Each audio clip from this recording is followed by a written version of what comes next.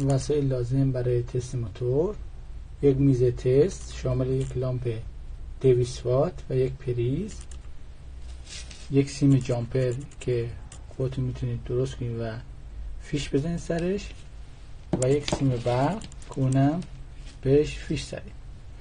قبل از هر کار ابتدا نسبت به تست لامپتون و سیم برقتون اقدام کنید و سپس موتورتون رو تست کنید. خب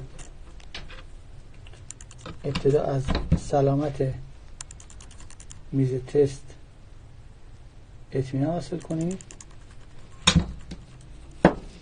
و بعد نسبت به تست موتور اقدام کنید. خب اینجا ما یک موتور 7 فیش رو داریم، همونطور که بهتون گفتیم. در این موتور یک سیمش ارته، پس 6 تا سیم دیگه باقی میمونه که 2 تاش مربوط به تخم میشه و ما از 4 تاش میخوایم استفاده کنیم. همونطور که میدونید 2 تای بالا سیم پیچ و 2 تای پایین زغال بدن. ما یکی از سیم پیچ ها رو با یکی از زغال ها اتصال کوتاه یا جامپر میکنیم و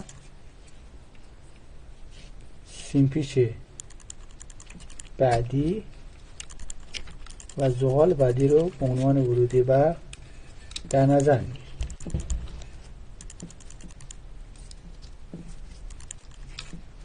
به سیم های تاکومتر یا تاکو ژنراتور کاری نداریم. اگر این رو با یک میز تست، حتما از میز تست استفاده کنید، با یک میز تست تستش کنیم، خواهید دید که موتور در یک جهت چپ کرد یا راست کرد شروع به کار میکنه و لامپ ما روشن میشه. همونطور ملاحظه میکنید و یواشاش دور اون زیاد میشه. لامپ تست ما هم همونطور ملاحظه میکنید روشن شد. خب اگر که بیایم جای سیم ها رو عوض کنیم، جای سیم پیچ ها با زغال ها، جهت موتور ما اگر راست کرد باشه چپ کرد میشه. همونطور که ملاحظه میکنید الان موتور ما داره راست کرد میچرخه در جهت عقربه های ساعت. اگه جای سیم ها رو اینجا عوض کنیم، یعنی این بار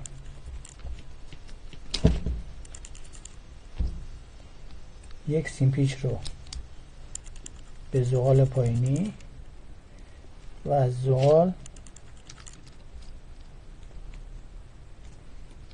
به سیم پیچ بالایی وصل کنیم، مواظب باشید که اینجا اتصال نکنه و حتما از میز تست با لامپ 200 وات استفاده کنید. همونطور ملاحظه میکنید موتور ما این بار چپ کرد میچرخه. خب این موتور 6 فیش با یک فیش ارت بود.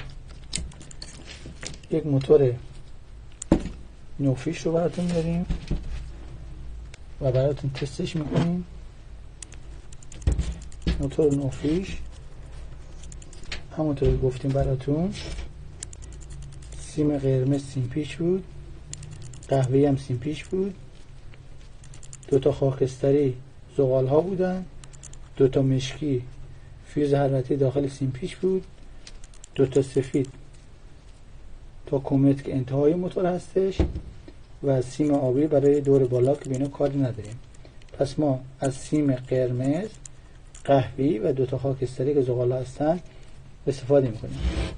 اولین کاری که میکنیم یک سیم پیچ رو با یک زغال جامپر میکنیم. خب اینجا سیم قهوه‌ای رو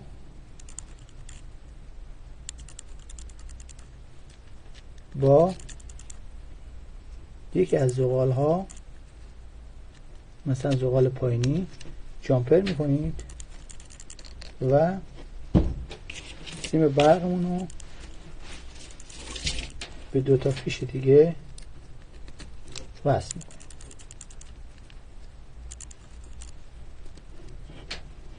همونطور ملاحظه میکنید سیم برق ما به یک سیم پیچ قرمز و یکی از زغال ها وصل شده و سیم بعدی زغال با سیم قهوه‌ای اتصال کوتاه یا جامپر شده.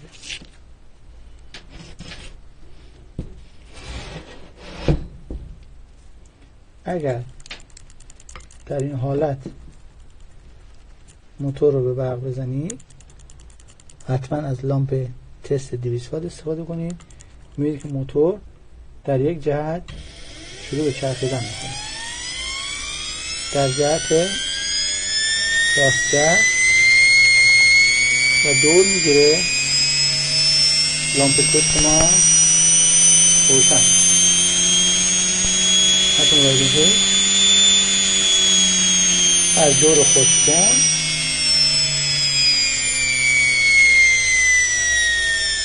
از دور شستشو شروع میکنه و همچه سرعت اون تا دور خوشخون بالا میره و نور لامپ تست ما همینطور چی میشه؟ کم میشه. یک بار دیگه از دور شستشو شروع میشه و یواش یواش به دور خوشخون میرسه. خب میتونید جای این بار یک دیگه از سیم پیچ ها و زغال ها رو عوض کنیم که ما اینجا عوض میکنیم. جامپر یک زغال و یک سیم پیچ رو جاش عوض میکنیم. این بار زغال بالایی با قهوه‌ای جامپر شد و برق رو به قرمز و زغال پایینی وصل میکنیم. حتما یادتون باشه مستقیم از برق 220 استفاده نکنید، حتما از لامپ تست استفاده کنید که اتصالی باعث سوختن سیم ها و سیم پیچ موتور و زغال ها نشه.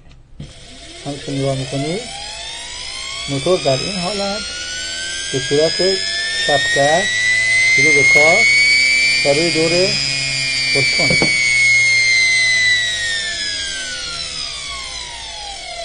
خب میتونیم برای این منظور که جای سیم ها و زغال ها رو عوض کنیم یه دستگاه کوچیک با یک کلید بسازیم که بتونیم به راحتی از این وسیله برای چپ کرد و راست کردن موتور استفاده کنیم.